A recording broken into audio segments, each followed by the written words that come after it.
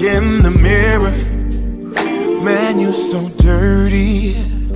Yeah, you look so dirty. You were never worthy. Lately, it's you.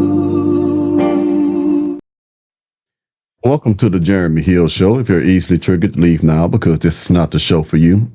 What I'm going to bring to you today, ladies and gentlemen, is a perversion of ministry. Now, what I mean by that is we all are tired of hearing this 50-50 argument between men and women, okay?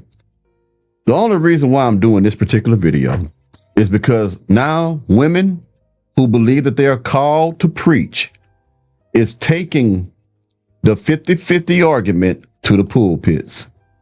They are preaching to young women to not go 50-50, and they are also in the same breath of the sermons that they are delivering to the congregations, putting down the men who are in attendance.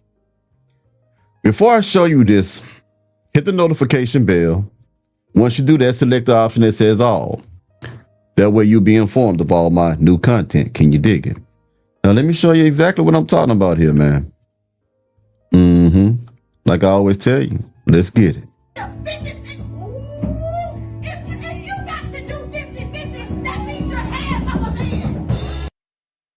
We're going to do that one more time.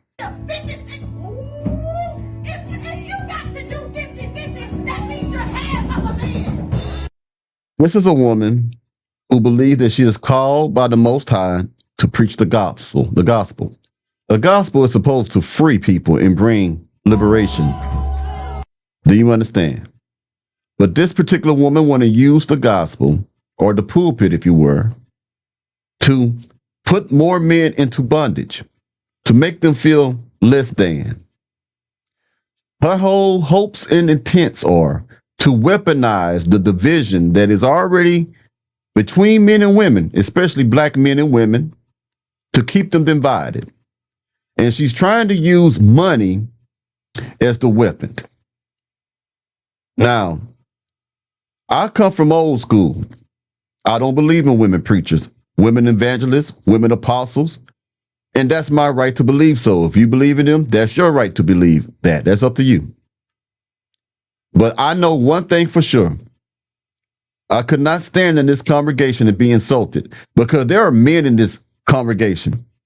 And she just insulted all the men who did not have the financial ability to do everything on their own, or they may refuse to take care of a woman, to allow her to lay up on her behind all day and try to look pretty while he goes out and grind to try to take care of her.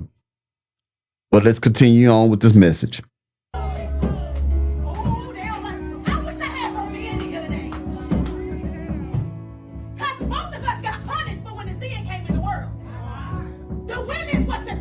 Children and go through pain and go through menstrual bleeding. You can't handle that. And a man's job was to work from sun up to sundown. So in other words, what this woman wants to tell the congregation is that men were designed by God to be beasts of burden. We're not supposed to have a day off. We're not supposed to feel unhappy. We're not supposed to feel anything. And her reasoning behind this is because God gave her the ability to carry life. Women like to say all the time that they are the givers of life when they are truly not the givers of life, because the seed of life exists within the loins of a man. The woman's womb is the soil in which we plant our seeds in. And from your womb come forth the fruit of our bearing, of our children, excuse me. Now, this woman took the time to get all emotional and insult every man. And there was a man on the keyboard. I would have picked that keyboard up and chunked it at her. That was insulting. But this lets you know just how disconnected black women are from black men, to the point that they're using religion. It's bad enough that we have fake, false prophets who are men catering to the women in the congregation to get their money, trying to make those women their personal hoes while they be a spiritual pimp and turn against men, turning the men against them, turn the women against the men. Now you got women who are also trying to turn women against men. This is crazy. Now let's listen to Kelvin here. Let's get it. Big time church girls tend to come with big time church problems. There's no more hypocrisy in dating than in the church, because unless she's a big time church girl and a virgin, you're already going to have issues. Oftentimes, big time church girls try to use the Bible as a weapon against the men that they date, to hold you biblically accountable for everything that it says a man should be, but yet. And that is what you just witnessed. A woman trying to use, but she didn't quote any scripture. All that came from her flesh, out of her butt. She tried to weaponize religion and spirituality against men. And the men who didn't say nothing about that, they're weak. If you follow behind a woman anyway, you will have to be a weak man. In certain situations, you will be a weak man if you follow behind a woman. I'm not saying a woman can't hold a position at a job where she's over you. I'm not talking about that regard. But you should never have to follow behind a woman, in my most humble opinion, in regards to spirituality or when it comes down to who runs the household. At some point, we must understand that a man is designed for certain things and that women have their places. And all this inclusivity where everybody got to be included, that doesn't go with everything. That go with some things. Okay, let's keep going. Yet not hold themselves biblically, morally, or ethically accountable to anything that it says a woman should be. They'll tend to take scriptures out of context, use biblical stories for their own selfish and manipulative ends, and hit you in a place where you really can't defend your spirituality.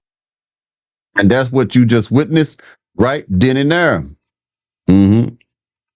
That's crazy, man. I never thought I'd see a day where they actually will weaponize this in the pulpits, man.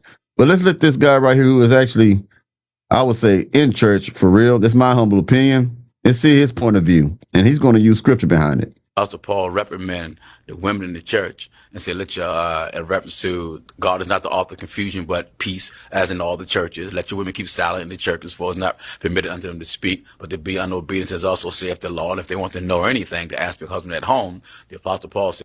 Exactly. That's what the scriptures say. All you so-called female Christians, the scripture tell you to shut the hell up and ask your men at home if you had any question about things like this of this nature. Okay.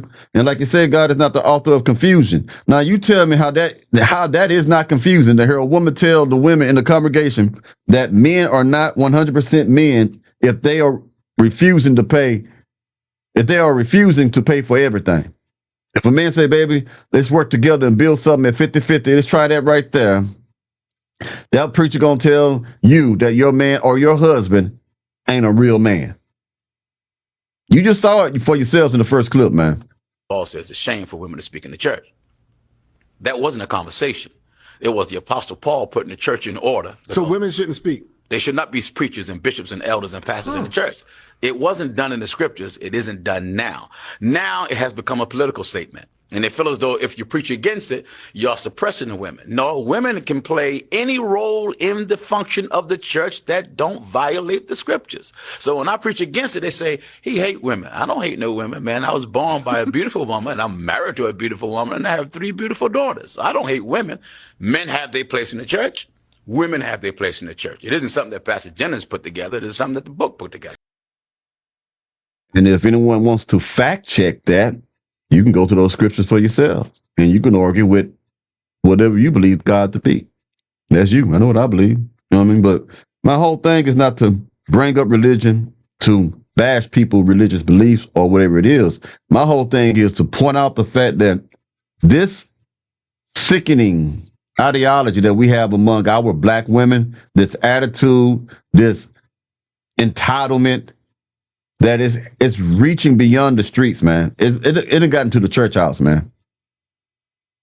At one time, the world used to be, the church used to be a light to the world, but now the world is like the light to the church now. Everything that the world do, the church try to do now. This is why many people don't have faith in church anymore, or people who claim to be Christians, because they see the same thing that they're doing, that they're doing, that the congregation doing the same damn thing, man. So, yeah. Anyway, I'll be talking to y'all pretty soon. Y'all let me know what y'all think about this. Y'all take it easy now, you hear?